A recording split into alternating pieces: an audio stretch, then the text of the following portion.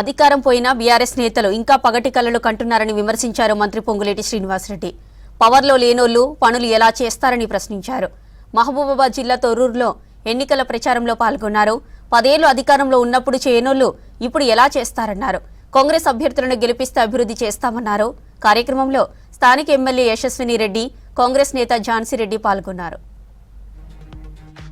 Congress party Indiramma party గుర్తు మీద మీ ముందుకొచ్చి ఈ ఎన్నికల్లో అత్యధిక ఓట్లతో గెలిపించమని అభ్యర్థిస్తున్నాం. మీకు తెలిసిందే, తెలంగాణ రాష్ట్రంలో రావణాసురుడు పరిపాలనని అంతమొందించి ప్రజా పరిపాలన వచ్చి 2 సంవత్సరాలు పూర్తయింది.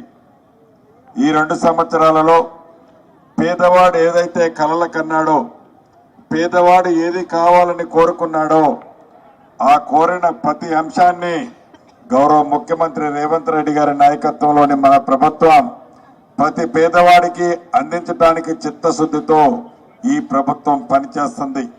ఏ ఆడబిడ్డ అయితే కరెంటు బిల్లు కట్టలేని ఇబ్బంది ఉన్న ఆడబిడ్డకి ప్రతి ఇంటికి 200 యూనిట్ల ఉచిత కరెంటు మన ప్రభుత్వంలో ఇచ్చుకున్నాం. రైతుని రాజును చేస్తానని చెప్పి మొదటి 9 నెలల్లోనే 2 లక్షల రూపాయల వరకు రైతన్నలకి రుణమాఫీ చేశాం. ఒరేస్తే ఉరేనని ఆ ధర ఆనాడు చెప్తే ఒరేసిన రైతన్నకు మద్దతు ధరతో పాటు సన్న వడ్లకి బోనస్ గా క్వింటాలకు 500 రూపాయలు ఇచ్చాం.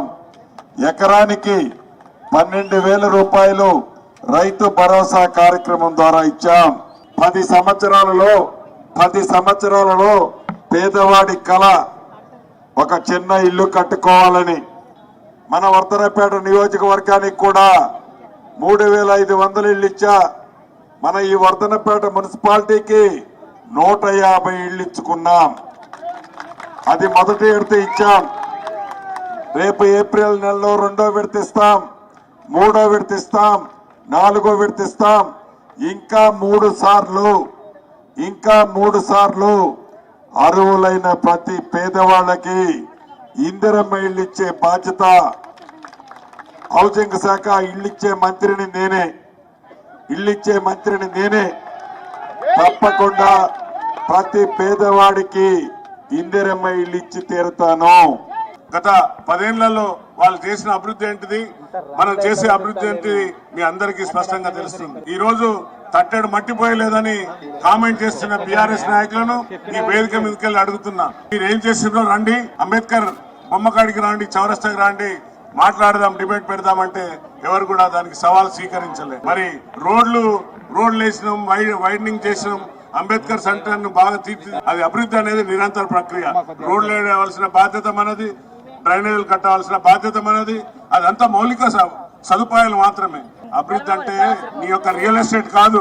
తండాలను అనాహితంగా తీసుకొచ్చి నీ రియల్ ఎస్టేట్ మాఫియా కోసం వాటిని ఇలా కలిపి అక్కడ ఇప్పటికీ ఒక వెంచర్ కనబడుతుంది వెలవెలబోతూ. ఆయనకున్న చిత్తశుద్ధి ఏంటంటే రియల్ ఎస్టేట్ తర్వాత కాంట్రాక్ట్.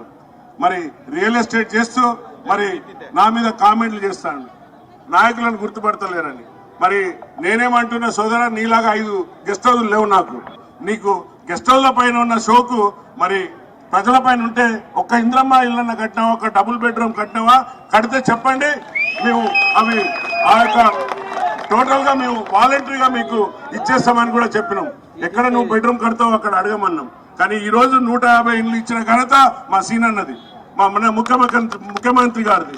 మరి రండి, మీకు కళ్ళు లేని కబోతులు కాక మాట్లాడుతున్నారు. రండి, 150 ఇళ్ళు ఎక్కడెక్కడ ఉన్నాయో చూపెడతాం, లెక్కతో సహా చూపెడతామని ఛాలెంజ్ చేస్తున్నాం.